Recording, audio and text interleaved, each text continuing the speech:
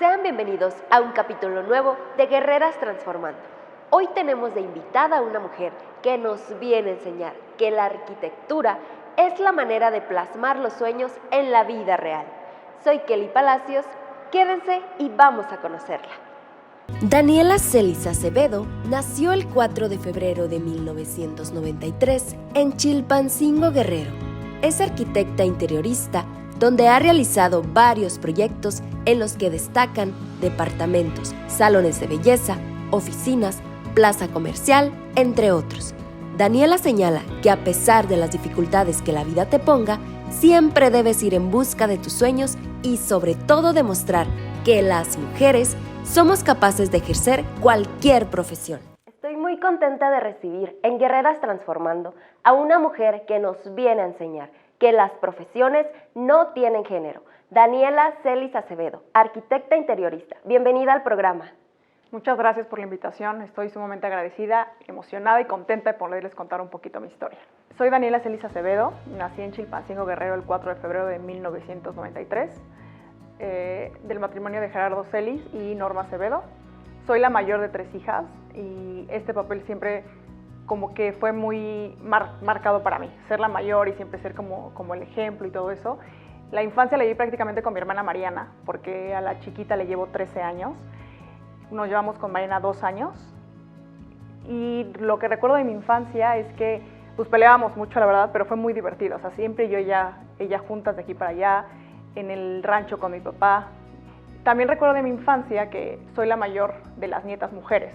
Entonces todos mis primos mayores que yo eran hombres y tenía que jugar con ellos para divertirme, si no yo me aburría sola. Entonces de ahí era la bicicleta, la avalancha en aquel entonces, que era la tabla con el motorcito nada más. Me fracturé 2 veces.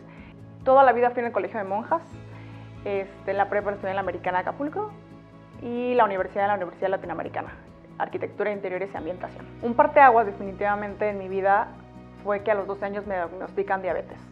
En el Colegio de las Monjas, como les mencionaba, yo estudié toda la vida y en marzo se hace una fiesta con todas las escuelas. Y fuimos con mi hermana Mayna siempre fue muy buena para atletismo y en un mes bajé 7 kilos. Pensaron que era la tiroides, siempre me la veían como inflamada y todo eso. Me hacen estudios en ayunas y mi glucosa sale en 357. Entonces definitivamente ese fue el parteaguas de mi vida, porque estaba en Chilpancingo, yo no conocía a nadie que viviera con diabetes de mi edad, o sea, todos eran señores ya viejitos, abuelitos. Entonces sí fue yo creo que para mí, de manera personal, y yo creo que para mis papás lo que marcó nuestra vida, porque era ¿qué sigue? ¿Qué va a pasar? O sea, yo ya no voy a vivir. Yo sentía que ya, o sea, lo mucho 2 años, ¿no? Nunca me imaginé llegar a cumplir 30 años y con va a aprender a vivir con ello. O sea, yo creo que la diabetes es una enfermedad, pero aprendes a vivir con ella. Al vivir con diabetes a tan pequeña edad, me hizo madurar, me hizo aprender a vivir el día con día, porque pues no sabía si iba a estar. O sea, al final de cuentas eran mucha incertidumbre.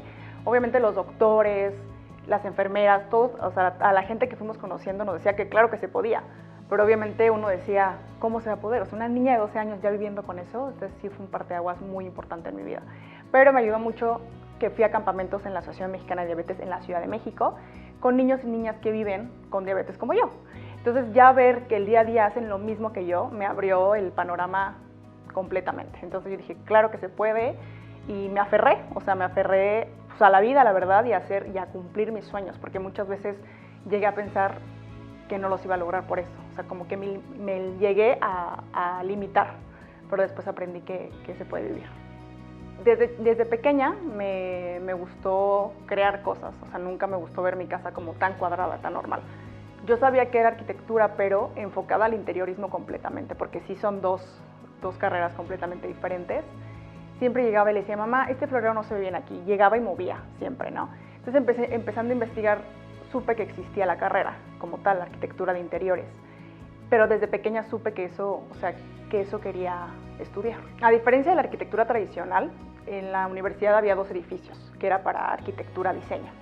En uno era arquitectura tradicional y en el otro era arquitectura de interiores. Y la diferencia era abismal. O sea, en el edificio de arquitectura era puro hombre, 2, 3 mujeres. Y en arquitectura de interiores éramos mucho más mujeres y eran 10 hombres a lo mucho. Anteriormente, en años antes del siglo XX, cuando la revolución industrial, el tema de arquitectura, eso estaba vetado para las mujeres. O sea, las mujeres no tenían visibilidad. Fue a partir de la revolución industrial que esto empezó a cambiar, que las mujeres empezamos a ser visibles en este ámbito. Y al final de cuentas los hombres se han dado cuenta que por el simple hecho de ser mujer vemos otras cosas que ellos no ven, y más siendo interiorista. O sea, tenemos definitivamente el ojo estudiado de otra manera distinta y somos un complemento. Siempre yo le he dicho, porque para un proceso de obra es un ingeniero, un arquitecto y un interiorista. Y todos vamos de la mano, todos vamos de la mano.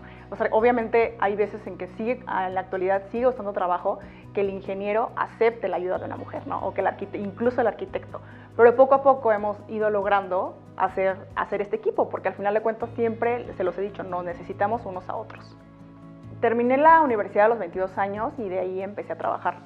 En el ámbito laboral fue un poco difícil poder posicionarme como la arquitecta que soy. Llegaba con los proveedores y en este ámbito la mayoría son hombres, desde el albañil, el eléctrico, el plomero son hombres, entonces te tocaba darte tu lugar con ellos. Terminé a los 22 años de la universidad, entonces una, me veían muy niña y dos, una mujer los estaba mandando. Al final de cuentas, la cultura mexicana o del hombre mexicano un poco machista, ¿cómo me está mandando una mujer y tan chiquita? Entonces al final de cuentas empiezas a agarrar callo y decir, claro que sí, es tu seguridad y como te vean. Y siempre se los he dicho. Me tocó una vez con un eléctrico que decía, pues así casi, pues no te voy a hacer caso porque hasta que venga el patrón, el dueño de la obra, ¿no? Dije, entonces, ¿cómo nos arreglamos? Porque yo lo necesito y usted me necesita. Yo tengo la teoría, usted tiene la práctica y somos un equipo. Es creértela y hacerlo. Y gracias a Dios ya llevo más de 8 años ejerciendo y todo bien, porque todo mi equipo es de hombres. He tenido diferentes obras en diferentes partes de la República, la mayoría en Ciudad de México y actualmente en Chilpancingo. He trabajado en Acapulco también, en Puebla, en Mérida. En Mérida hicimos una casa club, en Atlisco también fue una casa club para terrenos. Aquí en Chilpancingo hemos hecho casas. Poco a poco sí he visto que en Chilpancingo ya la gente empieza a contratar los servicios de un profesional al final de cuentas. Y la diferencia sí es abismal entre un proyecto que te hace un maestro albañil a un interiorista. Una de las mayores razones de trabajar de interiorista, aparte de lo que te platiqué de niña, que ya lo traía, era porque la mayoría de las personas pasamos el 87% de nuestra vida en un lugar interior. Entonces, ¿qué mejor que estar en un lugar que te agrada a que no te agrada? Entonces, cuando estoy muy activa en las redes, y trato siempre de subir cosas para inspirar a los demás, ¿sabes? O sea, porque hay veces en un pequeño cambiecito, que puse un florero, que puse este tapete, te da otra sensación completamente diferente. El interiorismo, parte de hacer un espacio estético y funcional, también juegas mucho con los sentimientos de la persona. Lo haces de psicólogo, o sea, cuando tú llegas y el cliente llega contigo a un proyecto, no es nada más, ay, lo quiero así, vi esto en internet y lo quiero tal cual. No, aprendes a leerlo, aprendes a leer sus necesidades, sus gustos, qué es lo que quiere. Y al final de cuentas, como te repito, lo haces de psicólogo y tratas de que ese espacio sea como él se lo imaginó, que al llegar a ese espacio sea su zona de confort y se sienta en paz. Porque muchas veces, si el lugar no te gusta, tú tampoco estás a gusto. Y eso lo transmites. Y esto que causas tú, que impactas en las personas y en su vida del día a día es lo que más me motiva a seguir trabajando y seguir cambiando hogares, a vivir bonito ahora sí. Tema de obra en general, que abarca todo esto de la arquitectura, es puro hombre. Si tú vas a las obras, ya sea de pavimentación de la calle, que están construyendo edificios, tú ves a puro hombre. Estaría increíble que el gobierno pudiera apoyar a esta parte y de que tal vez contratara a las cuadrillas 50% hombres y 50% mujeres, porque hay mujeres de verdad, me ha tocado muy pocas, pero que son muy buenas en la chamba, porque te vuelvo a repetir, tenemos otro ojo, vemos otras cosas que los hombres no ven. Muchísimas gracias por el espacio, la verdad es que es un programa que definitivamente abre los panoramas, tal vez pueda ayudar a alguna niña que está indecisa, que dice, híjole, es que yo veo que todo en parte de la construcción, en obras son hombres. Un padecimiento como el mío, no crean que es un limitante, al contrario, es la fuerza que a veces uno necesita para alcanzar sus sueños. Gracias por acompañarnos hasta el final. Soy Kelly Palacios, los veo la siguiente semana.